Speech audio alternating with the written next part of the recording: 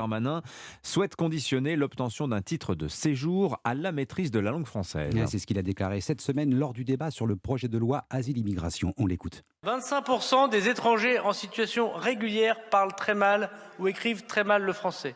L'État mettra donc les moyens sans précédent pour améliorer l'intégration par la langue avec l'augmentation des heures de français obligatoires.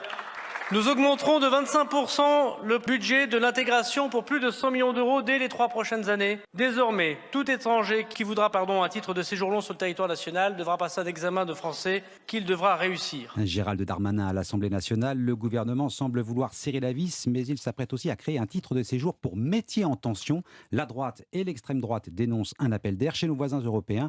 La politique en la matière est très variable, Barthélémy Philippe. Oui, en Espagne, les immigrés clandestins présents depuis au moins 2 ans sur le territoire peuvent décrocher légalement un emploi dans les secteurs en tension, l'hôtellerie ou l'agriculture.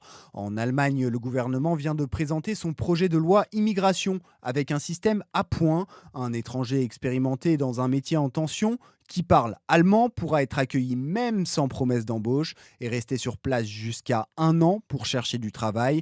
En Grande-Bretagne, le Brexit a aggravé la pénurie de main-d'œuvre. Plus d'1 million d'emplois sont à pourvoir.